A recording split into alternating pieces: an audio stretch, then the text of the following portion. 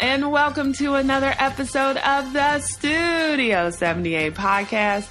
I am your host, Nache from NacheSnow.com. Welcome. You can find the show notes for this particular episode over at NacheSnow.com/89. So the guest today is Lindsay Sokar. She is a muralist and sign painter in LA. And so before I dig into her story, just one quick housekeeping item. Can you go over to YouTube and subscribe to my channel? So you could go over to YouTube right now, just type in my name, Nache Snow, and if you could subscribe, I'd greatly appreciate that. Another short link to get over there is NacheSnow.com/YouTube. It'll also take you to my channel. And over there, you'll find a little bit of everything. I have the audio clips from the podcast. I have videos talking about how to organize your time.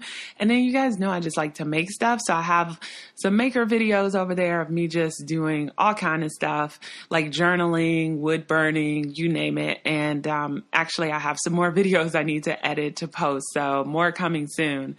Anyway, but if you head on over to YouTube and subscribe to my channel, I'd really appreciate that. Okay, so back to Lindsay.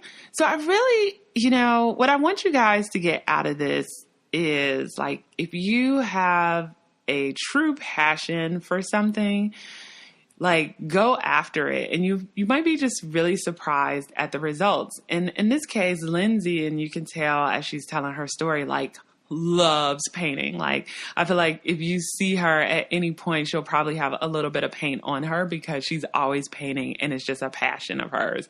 Like, she even talks about how she would do it for free. And I totally believe her because even when I first met her, I was just like, she is a painter. She loves painting. Like, this is her thing. And so her journey is very interesting, and this is another example of how you can do something you love and make money off of it on the side, because she has a full-time job, which she likes, and she does this kind of like on her nights and weekends. And so, what I really want you to take away from this is figure out how to do the thing that you love. If you know that it's something that is in you, like in your blood, like you have to do it, then do it. Anyway, here's Lindsay. Hello, Lindsay, and welcome to the Studio 78 podcast. Hi, Nache. I'm happy to be here. So, okay. Can you tell the audience a little bit about you before you started Lindsay's? And let me make sure I'm pronouncing your last name right. Is it Sochar?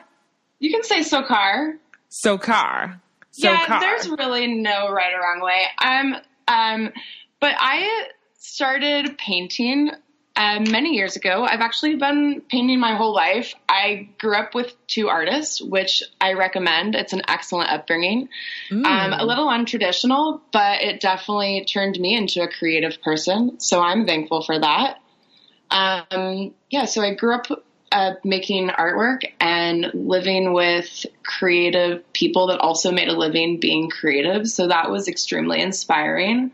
And kind of got to find my own way and path of what I was going to do with not only the skills that I had, but, to make money. And finding a way to do both of those together is really incredible. It's a true gift to be able to do what you love. So question for you. Now, do you do this full time or do you have a 9-to-5 and then you do this on your nights and weekends? Well, I do have a 9-to-5, but my 9-to-5 is also a creative job. So I do graphic design and I work with artists in a handmade marketplace, which is phenomenal because I get to be surrounded by even more creative people. And I love it there. And they also are extremely accommodating of the fact that if I have a big job to paint and it needs to be painted on a certain day, that they're flexible with me. I think probably because they're artsy people who are cool and down to earth, Yeah. So they understand and they kind of respect what you're doing too. Yeah. And also I think that they're excited to see the things that make me happy, or that I'm painting elsewhere as well as with them, because I do creative work for them. I mean, I think they're happy to see that one of their employees is a happy creative person. So do me a favor. Can you just tell the audience a little bit about what you do and what kind of services you offer? Yeah, absolutely. So, I am a sign painter. I'm a traditional sign painter. I do hand lettering. And that can be anything from windows of businesses to murals and signage. And it's kind of an overlooked art form. A lot of people say that in this industry. It's something that's everywhere, but you might not think about it. However, it has the possibility to be really beautiful and really special and meaningful and cool, or give it, let's say you're doing someone's business, you have an opportunity to really change the way their business looks or feels or brand or whatever. So as well as doing the sign painting, I also do custom work and jobs for, let's say, weddings and people's homes. I love to paint stuff for people. Oh. That's something that they want, truly. Being able to paint something for someone that makes them happy is incredible. I love doing the signs for weddings, not only because they're always pretty and, usually flowers and script and fun to paint, but it really makes people's day and to see how happy they are and they get to keep this. Same with people's businesses. I mean, it is incredible to see the look on someone's face when their name is on their business that they own. I mean, that is an unbelievable thing, not only to experience. I mean, you interview people that own their own businesses all the time, and it's empowering, but to be able to see your name or the name of the thing that you've created on a brick and mortar or on a side of a building, and it might be 10 inches on a door, or it might be 10 feet. And it is remarkable to see, not only the change of business, but also how amazing it is to put it up there for people. It's so cool. And it all is a little paint. Yeah. And my question, of course, so you grew up with artists, right? So when it comes to art forms, you could have been like a traditional painter. I mean, there's so many different avenues you could have gone, right? So what attracted you to sign painting? Well, it's kind of funny that you ask that. My father is a traditional sculptor. He does portraits and has the ability to sculpt realistically. And I grew up in an environment of clay, but also being really creative and trying to find my path. I'm sure they would have loved if I was a sculptor. I'm sure that they would have loved if I followed in their path. But I have always been attracted to typography, lettering, art that has lettering in it. I think was a real vehicle into this path for me. Artists like Ed Ruscha, who's type-based, I think that that's something I've always been attracted to. I started working at an art supply store, which I recommend for anyone because you will learn everything about every material and it is rad. But I started doing their windows, kind of just fun painting the windows, sale things. And from that, other people on the block asked me to come and do their windows. And I was fairly young and they were fun and, just colorful and impromptu. But I then went to trade school for hand lettering. And I attended Los Angeles, LA Trade Tech, which is Los Angeles Trade Tech College. And it's the last school in the United States that teaches hand lettering as an art form and as a skill and as a trade. It's one of the oldest trades. And before the 1980s, everything was hand painted. So it's something that's been done for a long time, and there's a resurgence. It's coming back, but it's definitely a man's world. And I think that's with obviously people like myself, but it's interesting to see the change of sign painting and getting into it now and falling in love with this old art form. Yeah, I mean, that's it's kind of sad. That's the last kind of school that teaches it, right? It's becoming this lost art form. Everything is printed on vinyl now or, mass produced. Those are hard words to hear. But you know what? I'm part of I think bringing it back is kind of this resurgence of people who appreciate stuff that's done by hand. And I think like if you have a business that you're putting your whole heart into, that you don't want a crappy sign to represent you, you would want someone to make that who really wants to put their whole heart into your business too, by doing what they love and what they do best. I think that's one of the things also is like, if you can find what you're really good at and you have the ability to like serve other people. I don't think I knew what it was from me that I could provide for a long time. And now I've found it, and it's really enjoyable to make stuff for people that they not only need, but looks good and that I can be proud of. Mm-hmm. And then for you, so of course people see your work and they're like, oh, Lindsay's fabulous. But what made you, or how did you turn it into a business? Because of course you could have been like, oh, okay, maybe I'll do it for a few people here and there. But at some point, I'm assuming you were like, okay, man, maybe I can really do something with this or turn it into a side hustle. Like, how did that look for you? Yeah, I went from just painting for myself, like little things, to really seeing that people needed stuff painted that I thought was fun to paint. You know, this isn't just about, it's not about making money really. It's about the enjoying I like to paint. If I have a brush in my hand, I am so happy.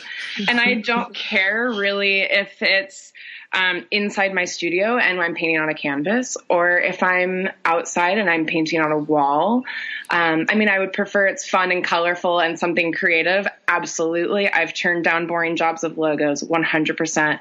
But if I can be painting and adding like something beautiful to this city and adding to the landscape, cool. Yes. If I can be paid while doing it, even better. Oh my God. I love doing this. And I fill my free time. I mean, I know it's like, do you have a hobby? My hobby is painting. And when I'm not painting, I'm painting. And even like my days off, it's like, I'll find a fun job to work on or paint something for a friend, or I have a client who needs a wedding sign and I'll paint that. And it's like, it's not a side hustle because it's what I'd be doing anyways. Do you know what I mean? Yeah, I get it. Yeah. It's just like part of you, like regardless if you were getting paid or not, you would just be doing this because you have a love for it. I have a love for it. And why not like give people something they love with what I love to do? Yeah, no, I love your work. Your work is beautiful. I don't even know how you paint at that scale. That is like ridiculous. I'm like, whoa. I mean, just the planning of that.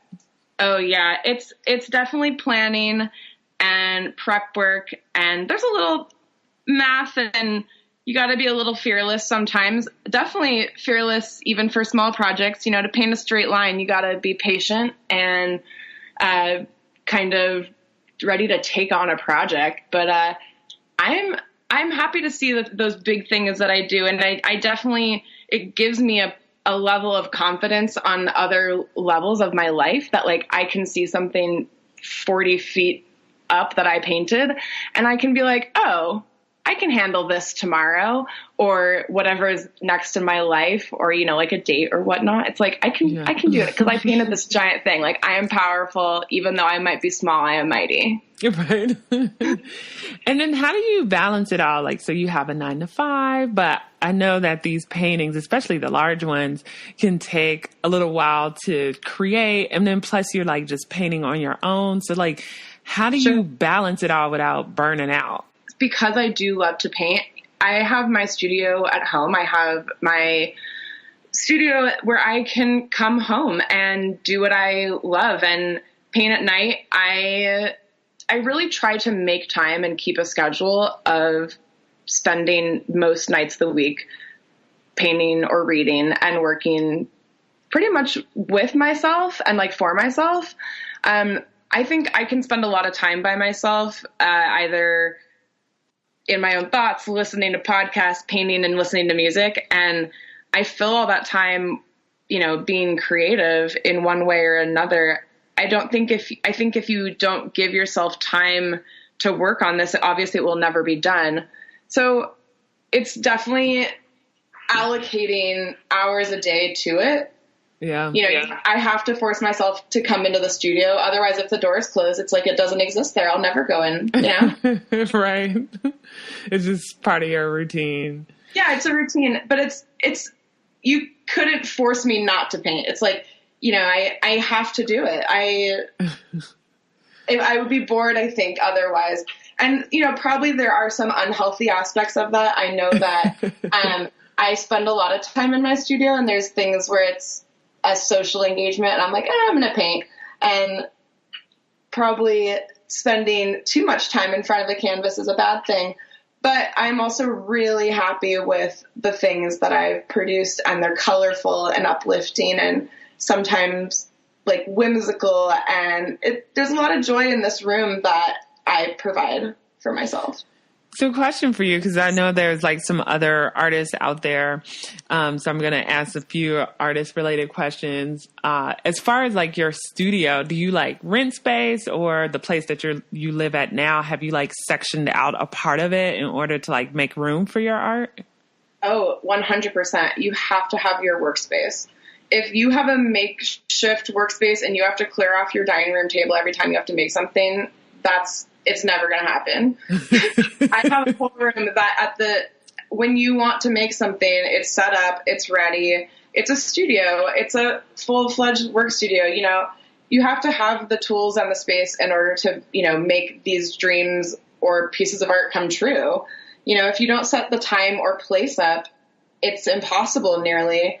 I think having my studio so close to me really does allow me to like spend time with the work and kind of fall in love with it more.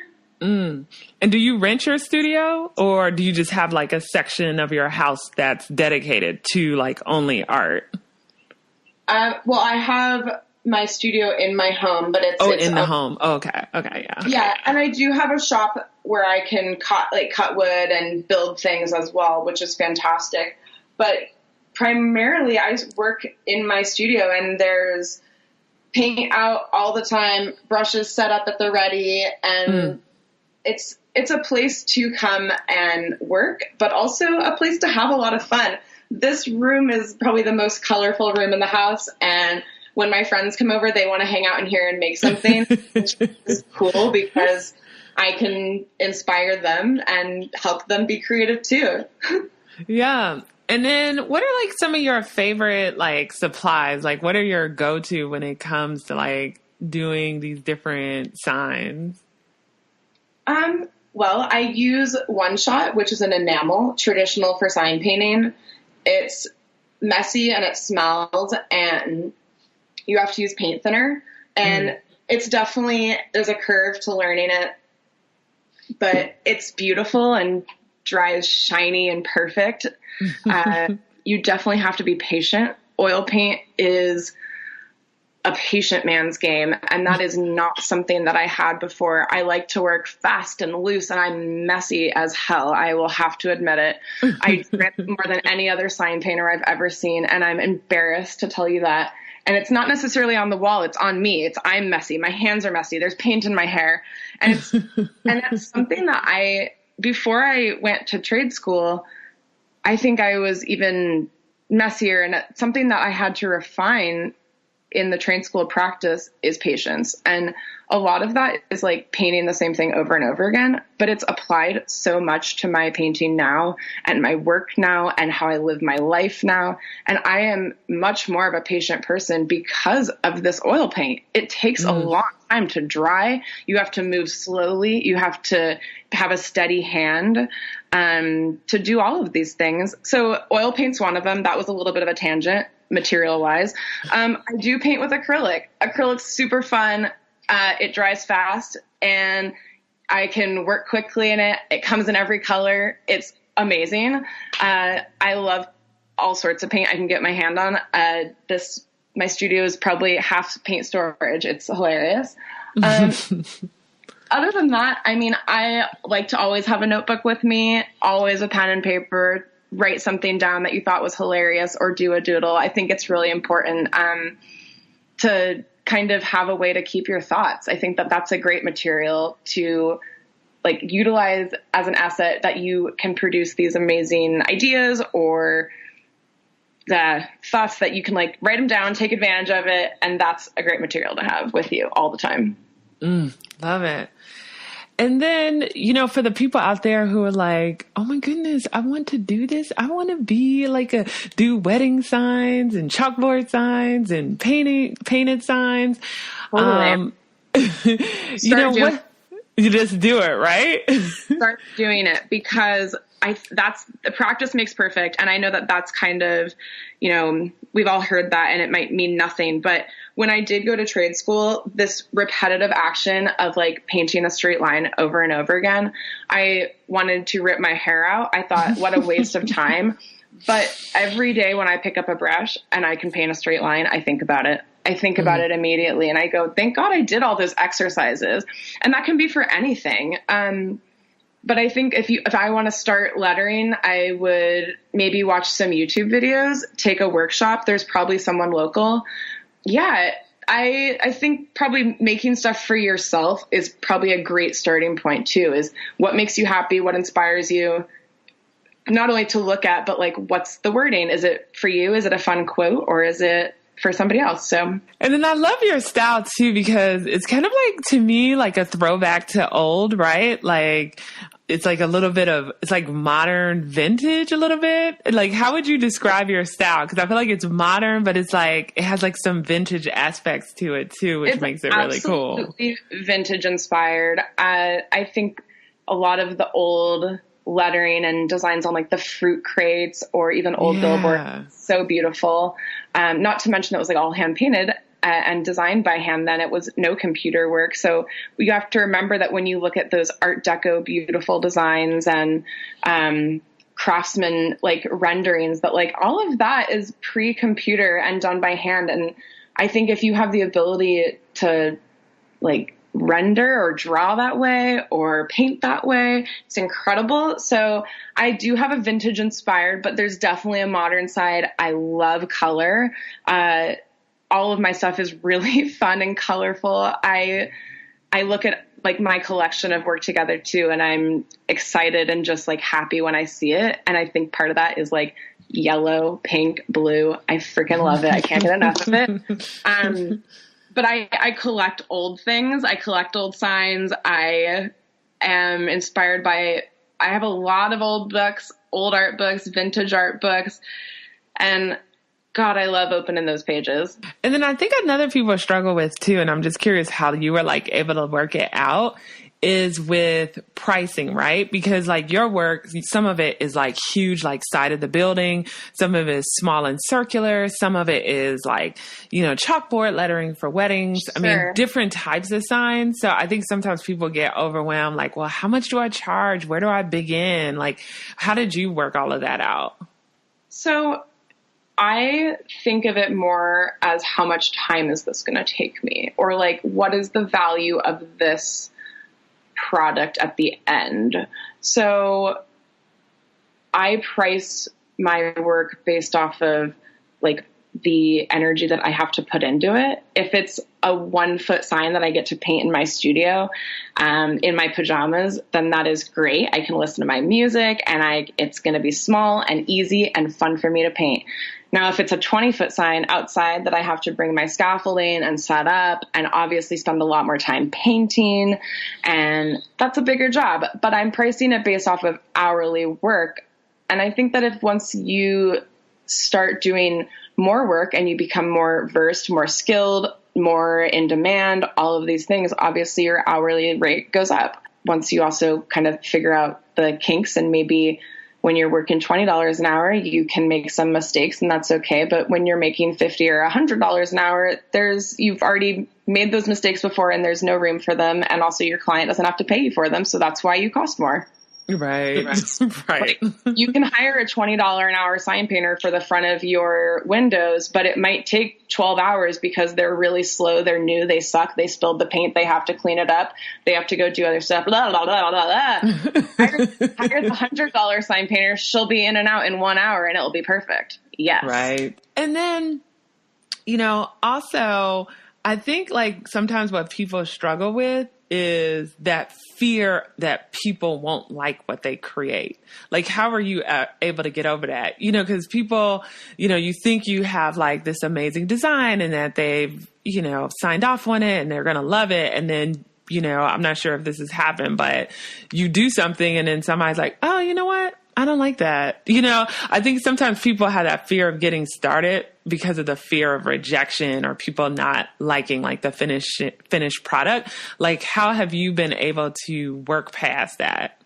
Well, I've painted things for other people, and it's exactly what they wanted. Fantastic. But I've painted things for myself that I love. And then when I put it out there, people have expressed positive interest. Like, they're like, I want one of those. And it was something that like I made just for me. So putting it out there and getting positive response kind of like fuels that a little bit. Like, if I make more stuff that I like, maybe the right person will find it and find me as a customer or client. Do you know what I mean? Mm-hmm. So if you look on my website or my Instagram and I'm showing what I like to paint and you don't like it, then I might not be your person. And if you are showing what you like to paint or what you like to make or what you're good at, and someone looks at it and goes, oh my God, I have to have one of these, then they found you based off of what you like and what you like to make. I think that's probably like a little bit like of a positive way to spin it. I can't live like in a fear-based mentality that someone might not like the way it looks. Can be painted over. It's paint. I don't know. You're just like, I'm just going to go with it and work through it. And if for some reason they're, I guess 100% in love, it's not the end of the world. Well, I mean, I want all of my clients to like what I painted, but like, hopefully we can design that before it's painted. The other thing is like, I've seen my stuff painted over. A business's move. It's heartbreaking, but also life goes on and it's just paint, you know? And things get graffitied on and whatever it may be. But you know what? It's like the littlest thing that I get to go out there and repaint something and do what I love again. You know, it's like no big problem. How do we move forward? What stumps me is when I have a blank surface and I go, I can't do this. Like, do I even know how to paint a sign? And then I'm like, oh, wait. Okay, hold on. I forgot. I've done this 1,000 times. I totally do know. And I have to like just jump in. And once the brush hits that canvas, boom, an hour later, it looks like the way it looks, you know, and it's incredible. But like that happens for big jobs too, where I get really nervous. Oh my God, did I bite off more than I can chew? But you kind of have to deal with it and say like, I'm capable of it. And when it's finished, feeling like I can accomplish that, or like I felt that I didn't and then I did, is incredible. It's definitely scary to take on a big project, and it can be in size of like figuratively, literally. But it feels great when it's finished, and especially if it's a painting and you get to look at it. I agree. It's just pushing past that fear and just doing what you're best at, because you know this, right? And then I like what you were saying a little bit earlier too, when you were just talking about, and you touched on it a little bit, is before you start a project, especially a big project too, right? You're sketching out what you're doing and you're getting that approval initially. So then there should really be no surprises at the end, especially if you're working with a client. Exactly. And it's funny that when I do those sketches and do a little mock-up and show them, and they ask like, so what will it look like? I'm like, it's exactly going to look exactly like this. Like, I'm going to paint it to look like that. And it's remarkable that when it's done, you know, it is exactly like that. And that's the way they wanted it. And it's, you know, there's no question after. You're right. It's figure out with your client beforehand what they want and get all the kinks out. And then the painting's the fun part. I mean, I think a lot of artists and creative people struggle with the business side of their creative business, obviously. But I think like that's also part of my deal with it. Get through the hard part and get to the fun part. To me, once I got that approval, once I, you know, shake your hand, we're on and I can paint, oh my gosh, thank God I got through all the business and now I get to have so much fun, put my music on, get my brush out. Ooh, the good part. So if I can get through the business and get to the fun, it's like motivation. And like, that's kind of what fuels me wanting to do this as a job too. It's like, I don't love the business side doing the books, but it's an element that I have to do in order to be paid to paint. And I want to be paid to paint. Right. And I guess it's really just having like good processes in place so you can kind of get through that initial part and get to the part that you love, right? Exactly. And for some people, it might be something else that they hate their process of, you know, whatever it may be, updating the website or, you know, but isn't it what helps you get to do the thing that's rad? Setting little reminders that like, you know, you're on the path, you're doing all the things that you should be doing, or that you need to be doing those things. Make a little sticky note, throw it up there. Hey, do your books before you paint. Mm-hmm. Just a little reminder, get it out the way. As I like to say, eat the frog, do the thing you don't really want to do first, and then everything else is cake after that. I unfortunately do think I work well on a rewards-based system, which, I mean, at least I know I work that way, and now I can train myself and say, hey, you got to do X, Y, Z before you get to paint, or even something else. You know, I have to finish this project before I can go and hang out with my friends or whatever. I think that's also setting up a schedule for yourself that can't do it, got to go home and work, or being able to make a schedule and say no to certain things and yes to the stuff that you have to do. Yeah, no, I agree 100%. So just a couple of little wrap-up questions. The first one is, how do you stay organized? Do you have any tools, software, techniques, anything you want to share with the listeners? I'm not a great software guru. I'm very pen to paper. So I do keep track of, you know, the business, but it's what you would imagine a painter does. So it's not organized. My organization does come in other ways as far as my jobs and doing stuff on my computer or keeping stuff in my shop. That's a priority. Like things, if they're out of sight, they're out of mind.